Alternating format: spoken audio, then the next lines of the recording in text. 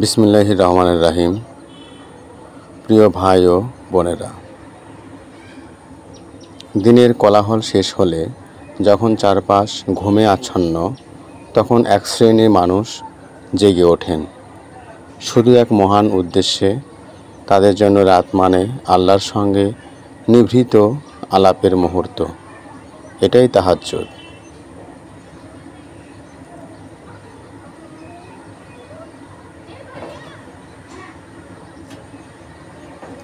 রাসূলুল্লাহ সাল্লাল্লাহু আলাইহি সাল্লাম বলেছেন, সর্বোত্তম নামাজ ফরজের পর তাহাজ্জুদের নামাজ। সহিহ মুসলিম। তাহাজ্জুদের বিশেষত্ব হলো এটি সরাসরি হৃদয় ও রবের মাঝে এক অনন্য সংযোগ তৈরি করে। দিনের আমল অনেক সময় লোকের সামনে হয়, কিন্তু রাতের এই আমল একান্ত গোপন। তাহাজ্জুদ হলো সেই দরজা, যার ওপারে আছে রুহের আসল প্রশান্তি ও আল্লাহর নৈকট্যের স্বাদ। আল্লাহ তাআলা কোরআনে ইরশাদ করেন, রাতের একাংশে তাহাজ্জুদ পড়ো, এটি তোমার জন্য অতিরিক্ত ইবাদত।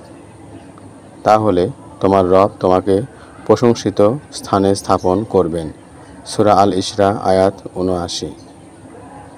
মারিফাতের দৃষ্টিতে তাহাজ্জুদ কেবল ইবাদত নয়, এটি এক প্রকার আত্মার সিঁড়ি, যা আমাদের নফসে আম্মারা থেকে নফসে মুতমাইন্নার দিকে নিয়ে যায়। যখন একজন বান্দা রাতের নীরবতায় সেজদায় মগ্ন হয়, তখন তার অন্তরের সব পর্দা সরে যায়।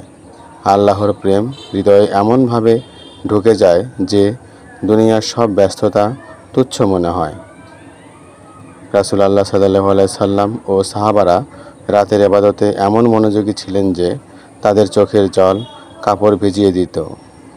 এই জলের প্রতিটি বিন্দু ছিল রুহের পরিশুদ্ধির পানীয়।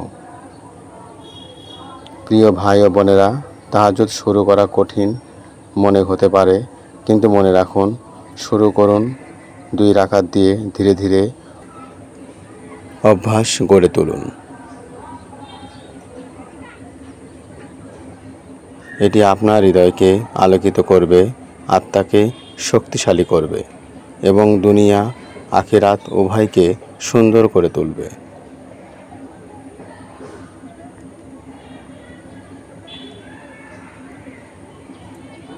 শেষে এই দোয়াটি মনে রাখুন, হে আল্লাহ, আমাকে রাতের ইবাদতের প্রেম দাও, আর সেই ইবাদতের মাধ্যমে আমার অন্তরকে তোমার নূরের সাথে মিলিয়ে দাও।